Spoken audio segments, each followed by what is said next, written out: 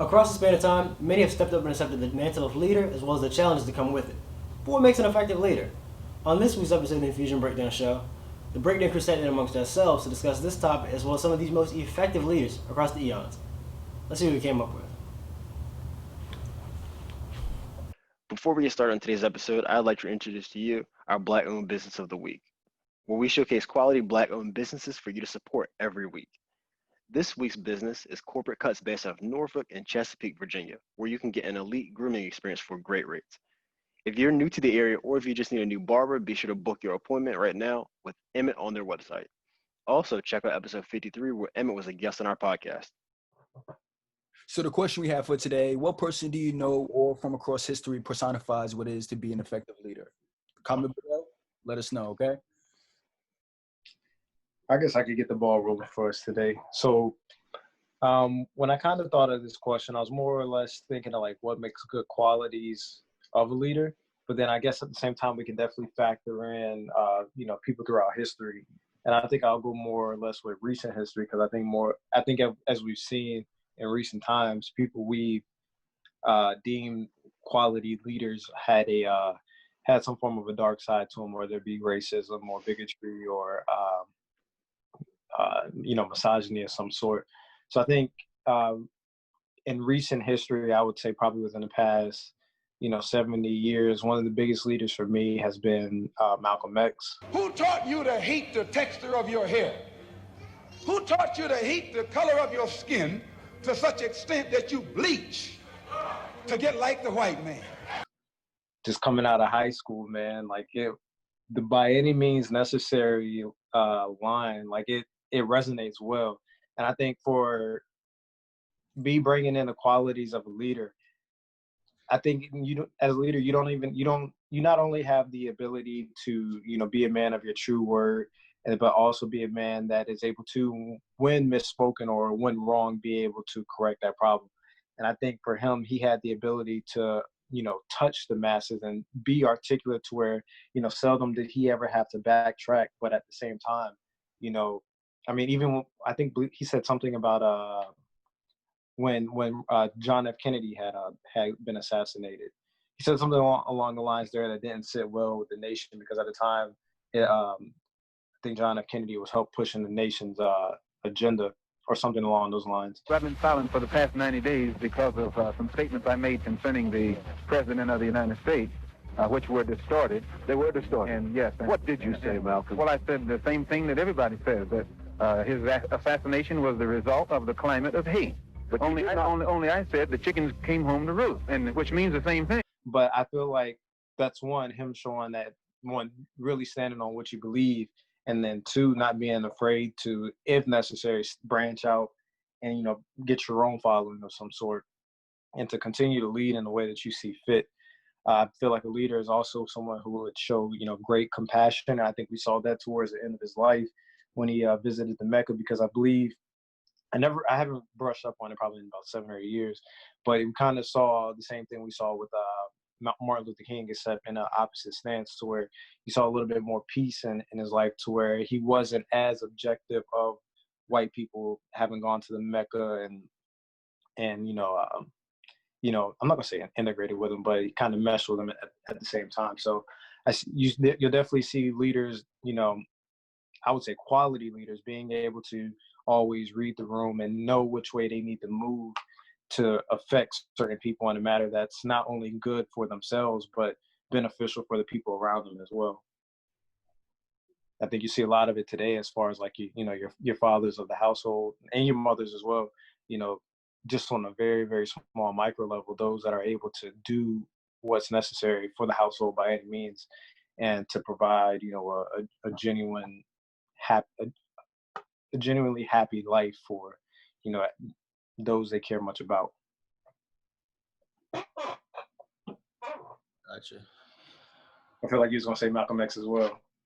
No. We were both laughing because prior to you getting on, all right, so I was thinking about trying to predict who you guys were going to pick, and my number one pick for you was Malcolm X. I had a feeling. And then so I got on with Josh, and Josh had said the same thing. And then when you said my pick, I'm going to have to go with Malcolm X, we both lost it. We should have put money on it. Honestly, I was just going stirring towards like, he was going to pick somebody like Hitler or something like that. But No. but, So we've had the conversation about Hitler, but that's why I said more recent times, because I think with the times, people are going to have a hard time separating two. I think it's the same thing with R. Kelly, like separating the the art from the person.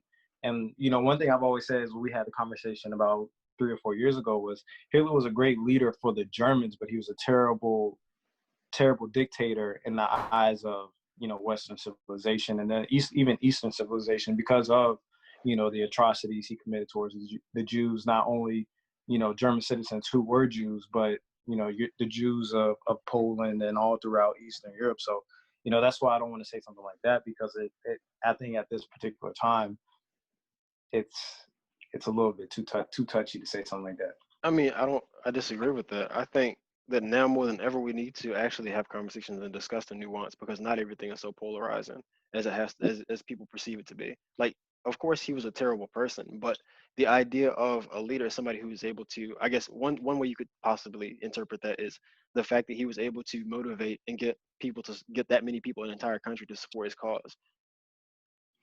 Yeah, I would say that, but to an extent, it was done through fear mongering. Like it definitely wasn't something that happened, based off of, what we would consider. Admiration. Yeah, we want to say like fair politicking. And I know politicians, they're not the fairest person or fairest people today, but for him back then, it was a lot of fear mongering, because I think we had at the time of the Great Depression, there was a democratic government in place in Germany. So, I mean, it's hard. I think the hardest thing is to go from, the Weimar Republic. It's kind of hard to go from one set of government to another set of government. So, for him to make that shift, it wasn't done, peacefully. It was done by, I'm not gonna say completely by force, but there was some manipulation associated with it. Absolutely. And then the main reason why I don't want to say it is because it's a lot of you have a bit of a nationalism push, present day. So I don't want to misspeak on that, because nationalism, it was definitely potent in 2016 when Josh and I had the conversation, but it's even more potent today with, 4 years of Trump. It's kind of like, it's not a conversation I want to have openly just yet. Because I understand people, and people aren't able to necessarily remove themselves from their feelings. And being where we're at today with the Black Lives Matter movement versus Blue Lives Matters, which is asinine, because there is no such thing as a blue life, but that's neither here nor there. But I understand. Okay, so the person I had wasn't Malcolm X. It was actually the opposite. It was actually Martin Luther King. I may not get there with you, but I want you to know tonight that we as a people will get to the promised land. Because a part of what I feel is being an effective leader is being able to share your vision with your followers. And Martin Luther King did that by sharing his dream with his followers of integration and equality. And people knew what he was trying to accomplish at the end of the day. And I also feel effective leaders can also motivate and inspire others. And MLK did that with more than just Black people. Like, there's more than just Black people that are inspired by Martin Luther King and actually like what he did. And he also did that by leading by example. And he, from always being involved with the protests to always getting arrested to always abiding by this philosophy of nonviolence and always sticking to that too, no matter what. And another thing I feel effective leaders can do is communicate effectively. And there should be no secret that Martin Luther King Jr. was good at communicating with his followers. Like, his speeches are legendary in itself. And I also believe that another trait that comes with being an effective leader, you're going to have to make hard decisions. And the FBI sent a letter to Martin Luther King threatening to expose his affairs because, nobody's perfect. But it's threat to expose his affairs unless he actually stopped his movement. But he never actually backed down from the cause. And even though he was assassinated at 39, he had the heart of a 60-year-old man because like how much the stress of what the civil rights movement had on him throughout the years. So that's really why I say Martin Luther King Jr., because I just feel like he personified to be an effective leader, kind of up there with Malcolm X. But I didn't really say Malcolm X because he was kind of abiding by the even though I wouldn't say the philosophy was wrong, he was kind of following the philosophy of someone he praised in himself. So he wasn't really like the top gun in that aspect. You know what I mean? Or he was in his own ideals. Yeah, but I'll say though, just a quick rebuttal to that is he was a man of his own stature, because even when, you know, Elijah Muhammad's affairs came out, he quickly distanced himself from it. So it wasn't like he was a blind follower, because I mean, yeah, you know, Elijah Muhammad changed his life, but he didn't have you know, a never-ending loyalty to him. He still had great morality in a sense where when he saw wrong, he identified it as wrong, instead of trying to, what we see today is determine how wrong is it, and if it's enough to get you over the finish line.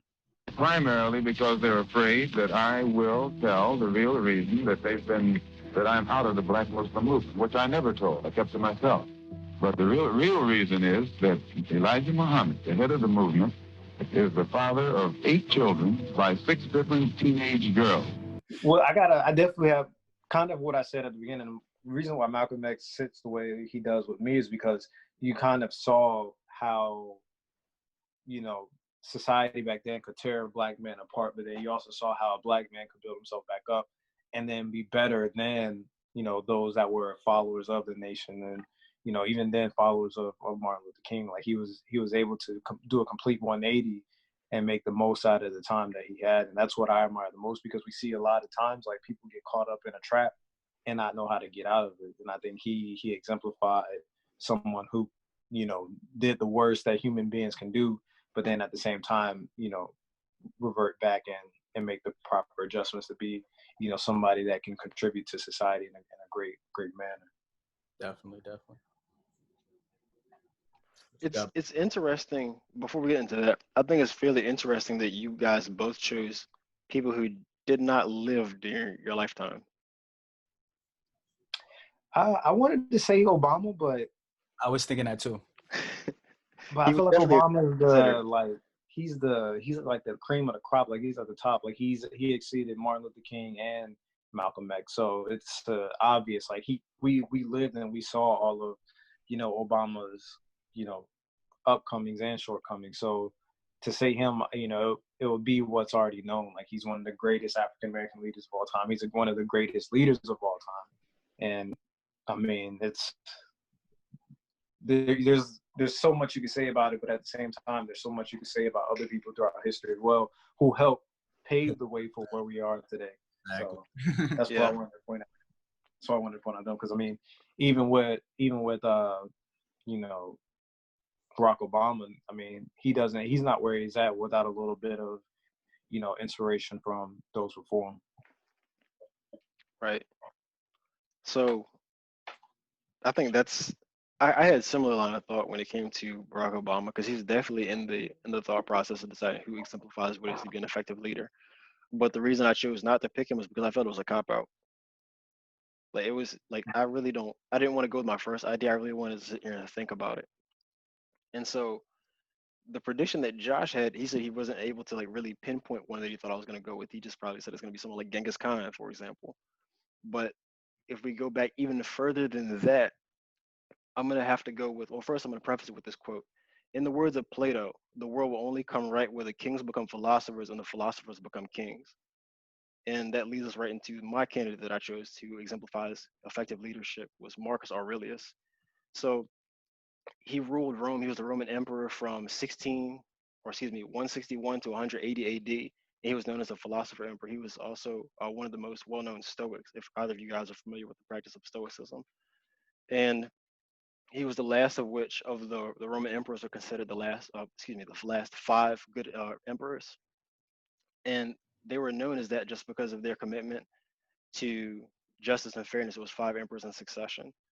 And he was known as an effective military leader and skilled in his involvement he led the way with democracy, with the idea of he involved the Senate in his decision making. He was pretty fair in that regard as well. And when it comes to how he handled domestic disputes, he was also very fair in that as well. So you got to think about, in a time, what made me decide as him as being an effective leader was the amount of power he had. So you think about him being the emperor of Rome, who absolutely could have made any move he wanted to without opposition. And you see that with other emperors that preceded him, like Nero or Caligula, who would like feed entire sections of the audience to the wild animals because they ran out of slaves. I think Caligula did that, or was it Nero? One of the two. And then there was another one who had orchestrated the murder of his mother because he had found that he didn't need her, and that's how he initially achieved his power through political moves with his mother. But so just with the idea of how much power he had in to his access, but he still chose to be fair. Like in fact, when he first took the throne as the emperor, he only agreed to do so if his brother Lucius was appointed to be co-emperor with him, and his brother ended up dying in a few years later. But that was just the idea. He was someone who was very well thought out, and so like another reason that I chose him was because of his legacy. So not in terms of his ability to directly inspire individuals on a one-to-one basis necessarily, but you think his legacy that he left behind and how it affects people currently today. So his son, for example, I want to differentiate this. His son Commodus was the next emperor, and he sucked. But his book Meditations is still highly referenced today. Like I actually started reading Meditations recently, and I've gotten about halfway through the book, and it's just very insightful how the problems that they faced in ancient Rome are still applicable to today. Like it's I really wish I would have read that book sooner. But Meditations was essentially written as a personal journal, so it wasn't meant to be published at all. It was just his personal reflections throughout the latter part of, I think, the Parthian Wars, and it provides really a blueprint for leadership. So a lot of the concepts that it talks about, for example, self-discipline, controlling our desires, overcoming the fear of death, the idea of the inner citadel, so you have your own inner sanctum which you can retreat to, and then being content with that, and then living according to reason. So for those primary reasons, I was able to say that he exemplifies what it meant to be an effective leader, just because of the focus he put on. I guess the easiest way to compare it to a modern day author was Stephen Covey, who wrote the 7 Habits of Highly Effective People. So there's a distinction that author makes in that book of personality ethic and character ethic. And so a lot of Marcus Aurelius teachings, what he wrote down in his book, were focused on character ethic, things that if you had a strong foundation of virtue and values, that you would always make the right decision. And I feel like that's a foundation that any leader should have. If they truly stand for what they believe in, and they're actually have their values properly aligned of what's good and true, you can't lose. And I think that's something that all leaders can benefit from.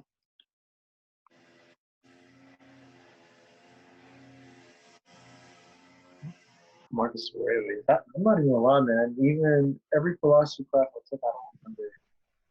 I can't think of a time where we actually touched base on Marcus Aurelius.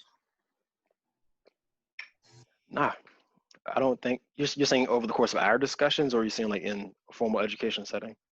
Yeah, at ODU, like I minored in philosophy, and I can't think of a time where we took a class on Marcus Aurelius or when we touched on his teaching. Like Meditations is a great book.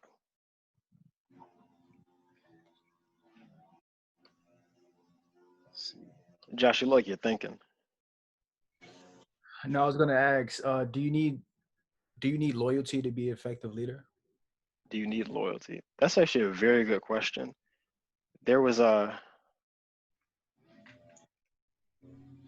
book that we had kind of reviewed for my job, and so it's the 5 Levels of Leadership by John C. Maxwell. So he writes a lot of those books. I actually own a few of his books. I think the first one I read was How Effective People Grow. But so there's 5 different levels that people are loyal to when it comes to somebody being a leader. So they're either the first of the 5 levels is position, then it's permission, production, people development, and pinnacle. So position is just where they respect you or they follow you because of the job you have, because you're the CEO, because you're the boss. And then permission is because they decide that, okay, this is somebody who I want to follow. And then production is because you're producing value for the people around you. You see what they represent. And then people development, that's the 4th level, to where the people around you are being better because of their association with you, and they're learning and growing. And then you have the pinnacle, which that's like mastery of all previous levels, and most leaders never actually achieve the pinnacle. But I do think to be an effective leader, you do have to have I can't say whether it has to be on a wide scale, because you can be an effective leader amongst a small group of people. I wouldn't say that the quantity would make you any less of a leader. More influential, yes, absolutely. As far as being loyal. Yeah, how many people, like saying, like if you had 2 loyal followers, like 2 people who were loyal subjects in terms of like your philosophy or the way you decide to live your life, or whether you had 1 million, like of course you'd be more influential with 1 million people, but you're still effective as long as you have those people who are loyal to it. Okay. Do you disagree? No, I agree. I was waiting for Desmond, but I was gonna ask, does this count both ways? Are you talking about just the people to the leader? Like, does the leader still have to be loyal to the people? Absolutely. So like what I was saying about Marcus Aurelius, he actually the time he ruled over Rome was plagued by bad issues. I think they had a smallpox plague that killed a lot of people. It was pretty bad, and then they also had the Macromanic Wars, and then the Parthian Wars, the Roman Parthian Wars, which lasted for about 6 years, I think, in that specific stint. So it was a pretty rough time. It wasn't like it was smooth sailing, but yeah, even throughout that, he still had the Roman Empire's well-being at heart, and he actually went and thought about the people. So other people who make vain purchases and try to build up citadels and go parade through the city and party and stuff like that, and he was actually trying to build up the infrastructure. So when they suffer earthquakes and floods and stuff like that, that was his top priority. From all accounts that I've seen, like everything that I've read about him, it said that he was a man of the people. Like in fact, one of the ideas, the core idea, you could argue, of meditations was service of the people. The idea that we as individuals, not as leaders, but just people as individuals, that we are here to serve others. So I definitely say that, yeah, leaders do have to be loyal to the people who they serve. Gotcha. What do you think, Dad? I think they're loyal to a cause. Thank you. I was going to say, I think they're more loyal to the cause, but keep going. Yeah, I say that to not to disagree with Bryan. I think just as human beings, we have a hard time being like, just imagine having to be, if you're in Obama's shoes or any leader's shoes, having to be loyal to 1 million people. Like that's hard work. Like it's much easier in my mind for me to comprehend the idea of being loyal to American values, or being loyal to democracy, or being loyal to things that best benefit an agenda to produce good results for people. Like I in my mind, I understand loyalty in that aspect. I don't understand loyalty as it being an agreement between 2 people, because there's typically not ever a great amount of communication between 2 people. Like I can remember, and not to say that this is any way related to loyalty from a leader aspect, but I remember having a conversation with one of my coworkers when I was a manager at Cloud9, and she was kind of like, man, one of her friends she felt did her wrong, and I was like, well, what you have to realize is like loyalty is more or less a figure of your imagination. It's not tangible. You can't quantify loyalty. It's all in your mind. So for what you're thinking loyalty is, it might not be the same way for someone else. So for you to be moving on a way and expecting something in return, that's not loyalty. That's a give and take relationship. Loyalty is just genuine doing and genuine giving without really any concern for what's going to come back to you. It's done out of just, genuine effort, really.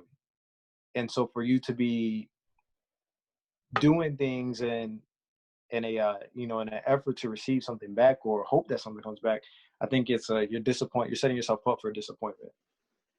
That's why I think, like, if you're loyal to a cause, the cause can never disappoint you. Only you can disappoint the cause. And even if you disappoint the cause doesn't know that, because it's not tangible. I feel like what you were saying about being loyal to the people being loyal to the cause as opposed to being loyal to the people, I do agree with you on that, on the grounds of what you just said. But the way I kind of see what you just said is, if you're loyal to the people, it's like you're at the whim of them. So in case in instances where the people, they want a certain thing, but it's not always in the best interest of the community or whatever nation that you're leading, then you're more susceptible to bend to that, as opposed to making a wise decision for the long-term future. It might not be what they want in the immediate now, but like what you were saying, if you are loyal to a cause, then you really don't have the issue. You don't actually feel any internal pressure. You don't feel pressure by the people outside in your gathering outside your courtyard or in your where you live at and saying, hey, do this, do that, because you already have your mind made up.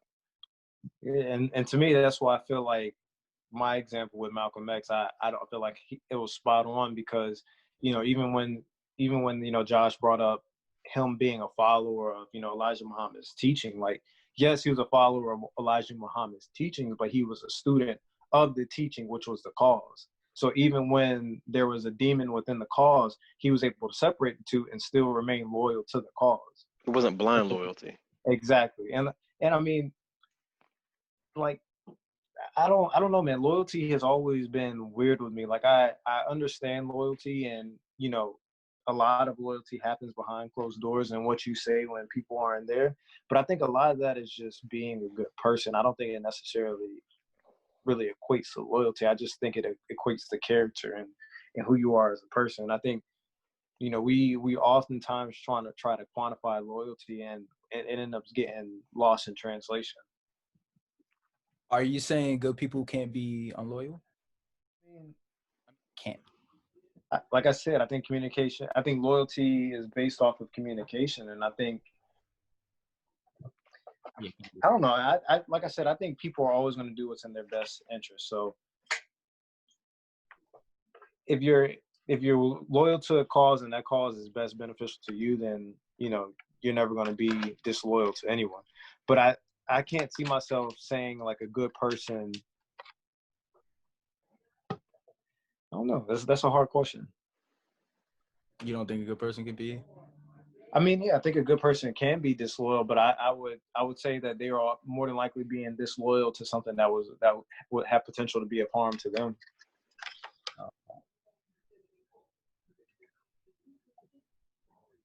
I got you. All right. So is Donald Trump an effective leader? No. Part of being an effective leader is being competent. If it doesn't blow, you can forget about television for that night. Darling, I want to watch television. I'm sorry, the wind isn't blowing. I know a lot about wind. And that's kind of what I wanted to transition into next. And that's exactly why I didn't want to bring up the Hitler conversation, because then you have people, okay, covering your bases. I get it. I guess, I mean, being effective is successful in producing an intended and desired result. Has he not done that? I don't know. I've never asked him what his intended result was. It depends on what you're looking at. Well, if you look at the office, what the office is supposed to do, the highest in the nation, the president, you're supposed to be serving the people for the greater good of the nation. Can we really say that? I mean, that's criteria for me. He's definitely serving people. What do you mean? Serving the nation as a whole. Do you think so? Yeah, but okay. Do you think he is? No, of course not. But I'm saying that shouldn't really classify that just because he's serving his people doesn't mean that it's still wrong, though. Just because it's not, like, that's part of politics. Okay, so you're saying you're constraining the group of people who he is serving, and you're saying, is he effective to them? Yeah, that.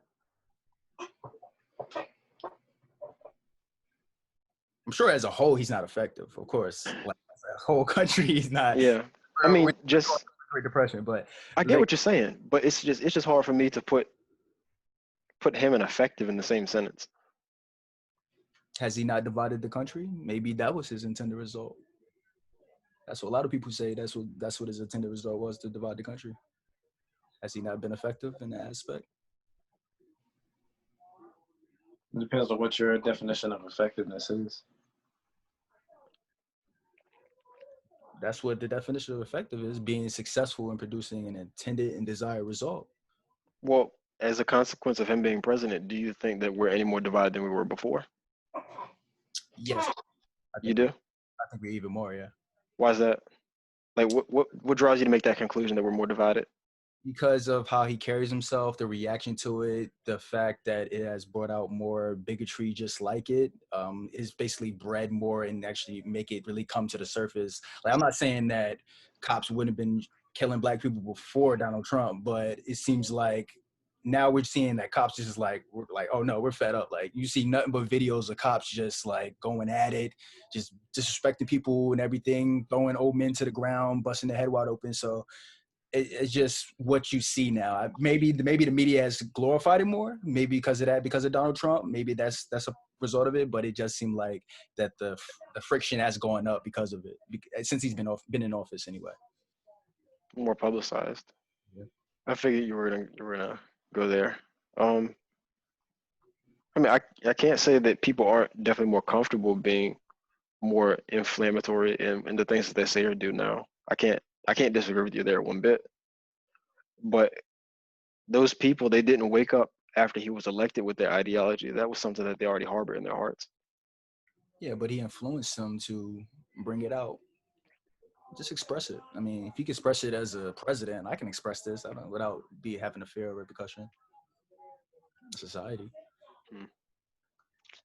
All right, we wasted enough time. Yeah, Let's talk about something actually we care about. So, on the topic of, you were saying being effective, and I guess that first trait that you were saying, and just now it's slipping me right now. But what are some traits that you would consider that an effective leader will possess, and why exactly would you say that was essential for that leader to have? Some of the traits I listed, I don't know if you're talking about share your vision, like he was able to share his vision with his followers. I know that. I wanted to ask about integrity, because I'm not sure if integrity definitely necessarily equates to a good leader, especially if people would say that Donald Trump is being an effective leader. So I'm not sure about integrity, but You don't think? Okay, so I think integrity is a good quality for a leader. Just on the basis of, from the way my understanding is of integrity is that you are who you say you are. no, I'm saying it doesn't equate to an effective leader though. I'm not saying it doesn't make you a good So you're leader. saying you being someone of integrity does not make you a good leader. Yeah, I'm not saying I'm not sure. That's what I was going to ask to you guys. I see. No, because if you tell somebody that I'm not a great leader, that's the simplest example, and you're being authentic to yourself. You know that you're not one. By default, that doesn't make you a great leader. Just being a person of integrity. But I would like for my leaders to be some people of integrity, to where I knew exactly what I was getting. You don't want, if you have somebody leading any kind of cause or movement or a group, you don't want them to be volatile to where they're changing their stance on stuff constantly. You want some kind of consistency. Humans, we yearn for consistency in just about every facet of our life. When we don't have stability, that's when problems come up. And you can think it only amplifies when you talk about a leader. So I think integrity is definitely one, a quality that is held by many great leaders. Okay. But you kind of both were talking, I can't remember exactly which one of you had mentioned compassion, but the idea of placing yourself in the shoes of the people that you're leading, and actually making decisions that are based upon the greater good for those individuals, and not trying to see things as always a power play. Because I mean, with the idea of Rome, you have totally two whole different ideas of how people can conduct themselves. So I actually found it.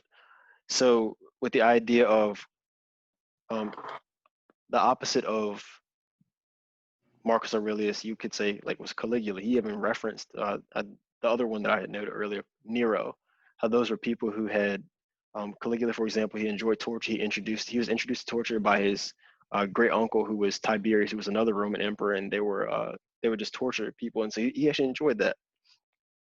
And then with Nero, he killed his stepbrother so he could rule. So the exact opposite of Marcus Aurelius, who said that he would not rule unless his stepbrother was ruling with him.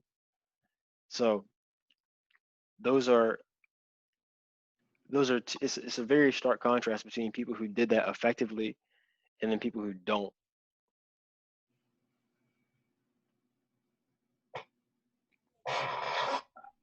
I know I definitely said something about compassion, and I think just from experience of and being in like in a role of leadership, I had a lot more success with, you know, being compassionate and empathizing with, you know, people who are below me in regards to the, you know, me being a supervisor and them being the supervisees.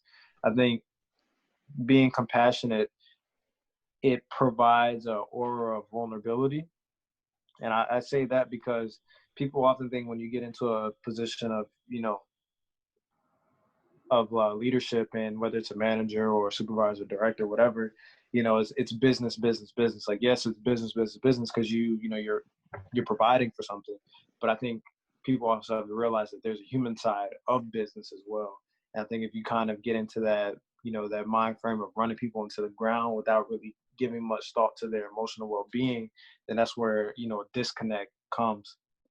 And I think, you know, one thing that comes to my mind that made me think of compassion was when back in, I think, 2016 or 2017, when Obama was speaking on what was it, gun violence or gun control, and you actually saw for the first time, I think maybe since I don't even know if Bush cried during 9/11, but it was the first time that I had ever saw a president cry. They had their entire lives ahead of them. Birthdays, graduations, weddings, kids of their own. Like, you have someone who is essentially at the top of the top when it comes to your hegemons of the world, actually showing some form of compassion for something that's been, you know, a great deal of debate within the country. Like, you can't help but be moved by that. You can't help but be touched by that. And I know people say, oh, well, you know, it's, you know, you're trying to sway people's minds and opinions, but, you know, there are actually the people that have had their lives ripped apart through gun violence. So to see someone that's in the highest position, not just in America, but in the highest position in regards to how it ranks in the world, like, actually, you know, have some compassion for an issue that really is very large but affects people on a small scale, like, that is, you know, that's something to think about.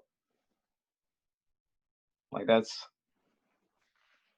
a great quality of a leader as far as, like, compassion goes. And then as far as, I want to answer the integrity question too, because I know you got it looks like you're pondering something, Josh. I mean, Bryan. But for me, integrity is, you can't tie integrity and Trump together, because with integrity there, I think, you know, there's a form of, like, some form of moral righteousness. And I think when you think of morality, Donald Trump is the last person you're going to think about when it comes to that. So, you know, I think it's ideally a great trait to have with a leader, but it's not something that you can definitely tie to, you know, the leader we have today. I don't think there's a great deal of morality with them at all. I think, you know, you guys actually have the exact opposite, because you say, do you need it to be effective though? Do you need integrity to be an effective leader? No, to be a leader, no, because there's multiple facets to being a leader. Okay. Like you said earlier, being a leader in Hitler's eyes was producing a result. I mean, he's produced results, like, whether we like it or not. I mean, on a social level, absolutely not. I think we've actually taken steps backwards. But if you actually look at the economy before the coronavirus, like, we were, like, people's money was actually doing pretty solid. I know my 401k had a lot of growth during his 4 years. I mean, even with my dad, with his customers and his business, like, there's been a lot of people that have had a lot of growth financially during his presidency. Do you want to tie all that in and say he's an absolutely great leader? No, because at the end of the day, being a leader isn't always about the tangibles. It's always about what you can do, you know, behind closed doors that really nobody can ever see. And I think, you know, even on that aspect, I mean, when we think of, you know, because, I mean, at the end of the day, you kind of see his decisions happen, I guess you could say, kind of when that general was murdered in, what was it, Iraq? It was an Iranian general that was killed in a drone strike. I mean, you know, you can understand that stuff, but you also have to think to yourself, was it a complete and total necessary? Like, you're essentially, when you think of morality, you're essentially saying that you have the right to terminate somebody's life and then get away with it. Because at the end of the day, that stuff doesn't happen without the president saying yes. So to think that you have the ability to terminate somebody's life and then not really have the true, genuine, like, what's the word? How do I want to say that? The defendant was never able to bring his argument to the stand because he was something like that. You never really saw what the Iranian general did, but you kind of heard after he got murdered, oh, he was this terrible general, like he was plotting against this, that, and the third as far as, U.S. bases or U.S. targets went. Like you kind of heard of that after he was murdered, but you kind of saying there wasn't due process. Yeah, exactly. There wasn't due process. You just essentially you were judge, jury, and executioner to another man's life on another country's soil that it wasn't even the home soil of the Iranian general. So, you kind of think like that, like you're blurring a lot of lines. Playing devil's advocate, how is that different from Osama bin Laden? What Obama did with Osama bin Laden? Well, Osama bin Laden, from what we have been told, was mastermind behind 9/11. We haven't been told anything about the Iranian general other than he was a person of interest that had been eyeing U.S. military targets. Same way we eye everyone else's shit, dude doing the opposite to us and immediately gets his life terminated. Osama bin Laden, from what we understood, was he was a leader to one of the most powerful terror cells I think humankind has ever known. Even if you want to, play conspiracy theorists and say that he was not responsible for 9/11, at the end of the day, he was one of the most,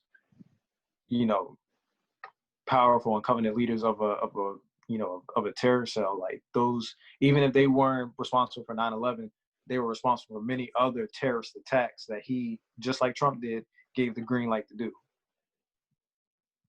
And some of them against American citizens. So you kind of like blur the line a little bit there as well. Okay. Yeah. Yeah. So what are some characteristics that make you lose faith in a leader? And on the topic of, I'll answer it before just to give you guys a second to process it. What prompted this question was the idea, or we were just going back and forth about integrity and honesty. And so my answer is dishonesty. So I want to take that away. I think dishonesty is the most obvious one. I think for me, it would be the inability to differentiate between your rational versus emotional brain. Because we all know that our first response is typically always emotional. I think we have 24 emotional responses for every one rational response. And so for someone to not be able to, a leader per se, to not be able to have more say over their emotional responses, I think that's something that would make me lose a lot of faith in a leader.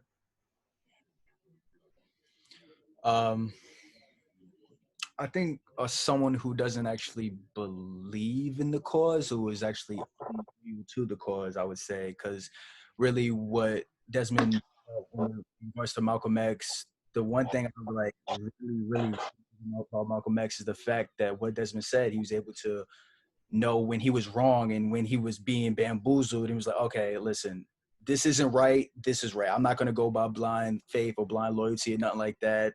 Like wrong is wrong, no matter who does it. So that's what I really like. So really the inability. So really when that happened, like the whole Nation of Islam, it really like took a stride with me. Like it really hit a chord with me, because I was just like, you don't actually believe in your own cause, or you're just too loyal to this figure, to the fact that you're too blind. So that's really like the main thing with me, just a leader that isn't really loyal to the cause, or just doesn't believe in the cause, I would say. Yeah. And I'm sorry, not to backtrack, but to add to that, is Malcolm X actually lost a lot when he left the Nation of Islam. Like the Nation of Islam was, essentially funding his livelihood. They put him in a house, and he essentially gave up everything for his cause. So that's something too far between. A testament to his belief. Yeah. So with both of the people that you listed, so Martin Luther King, you said with the letter that was threatening to expose his infidelity to his wife. So to what standard should we hold our leaders? Because a lot of times, like I see people will take people in leadership positions or public figures, and they'll always have some sort of blemish to hold over their legacy or the things that they've done. And I mean, as you said that we're not perfect. We're all human. So we have the capacity to do these things, but it doesn't that doesn't take away from what he did for the civil rights movement. But it's still brought up in that same conversation, which I think is like, it's like you see the little meme where it says no correlation with the random dots on the scatter plot. There's no it's no correlation. Yeah. So why is that even brought up? It was like we're talking about civil rights and you're talking about him having an affair. So like, so to what standard should we hold our leaders? Well, I would, to kind of play devil's advocate to that, I would say infidelity kind of brings up an integrity issue with Martin Luther King. So you're looking at him with this, this flawless lens and, rose-tinted glasses. And then as you bring something up like infidelity, those rose-tinted glasses, they start to crack. So, it kind of, I think with any great leader, there's like a aura of immortality with them. And then I think as you kind of bring in the blemishes, you kind of get to see that, the mortality of him. Like, okay, he actually is mortal. Like, he makes mistakes. I think, that's just how I see it. I think, one of You have to think about the times too. Like, you got to think about the stress and everything, and just think about how men were during that time. Like, if you think, I think I saw a meme, like, if you guys are upset with Future right now, you guys wouldn't survive in the past, like, because you guys don't know what the fuck was going on. Like, so I think it just. I don't disagree with that at all. But for it to have been something that could have been a potential threat, there had to been like some form of a narrative to where he was looked at, God-like. Like, I know a lot of gods had multiple wives and this, that, and the third, but I'm pretty sure there were a lot of people looking at Martin Luther King like, okay, one wife has all the kids, perfect. Like, same thing with Elijah Muhammad. Like, even though Elijah Muhammad was different, like these were actually like underage children. Like, that was different. He was taking advantage. That was different. Could you clarify for me, please? So reason why like Malcolm X fell out of favor with Elijah Muhammad was because Malcolm X had found out that Elijah Muhammad had actually fathered multiple children, and some of them were with underage women. So I think within the Nation of Islam, or just with the teaching of Islam, you're only allowed to procreate with your wife. And so for him to have been married, and then also had children with underage women, like he wasn't following his teachings at all. Okay. What you were saying about cheating and bringing into question somebody's character and their integrity, I think that is true, because if you think about it, what it boils down to, if you're in a committed relationship with somebody who you're married to, essentially that's somebody who's providing unconditional love to you. And for you to do something like that, that's the last person you should turn your back on, really. And it's a really contradictory idea. 100%. And that's what I'm saying. Like, I don't ever want to make it seem like, oh, well, because of the times, like, yeah, we could throw the because of the time argument, but then we're also saying like, okay, there's people who didn't do that. Yeah, for women though, like just from a woman's perspective today, like you kind of get a feel of misogyny even there. Like, okay, you're trying to justify.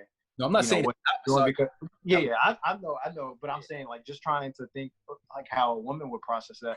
It was like, okay, so you're trying to justify. Say, oh, okay, it wouldn't have been really that big of a deal because that was what they were doing back then. I'm like, yeah, even then though, like it was a threat. Like there wouldn't be any means to impose a threat of some sort if it didn't have any negative consequences with it. Yeah, okay. To answer your question, Brian, what I was gonna say is if that they did directly like takes away from what they're trying to accomplish as a leader. Really. Yeah, that's what I would say. So if it found out like Martin Luther King ended up raping some women, that will definitely be a blemish on his record right there. And I have seen some files or whatever that there was talk of that could possibly have happened too. So I do want to bring that up. And those like, because Martin Luther King was always audio, videotaped, and everything like that. And part of those affairs was videotape. And part of those affairs, they said that he sat back and laughed and gave advice while a group of men raped another woman. So I just wanted to bring that up. So if that does happen, then yes, of course, that is a blemish. But like I wanted to say to Bryan, that if it definitely comes in contact with what they're trying to do as a leader, if it definitely diminishes that, then yeah, it should definitely mess up their record and everything like that. So something with correlation. Yeah, something with the correlation. It's kind of similar to the why you said why does people's art, what Desmond said earlier in the episode, why people's art takes away from, like, when someone makes a mistake, why does it take away from the art also? Like, it just depends if that art is, if that blemish is directly correlated with that art. That's what it is. Separating a person's character from their art. Didn't we do an episode on that? I think we just touched on it when the R. Kelly stuff came up. Yeah. We've talked about so much, so it's kind of hard to keep track. I think we actually talked about that too when what's her name, Leanne? Like in the first episode, she was on. Leanne and Dondre. Mm-hmm. Yeah. I remember talking about it. Yeah. Wait. You got something you want to add? Anybody?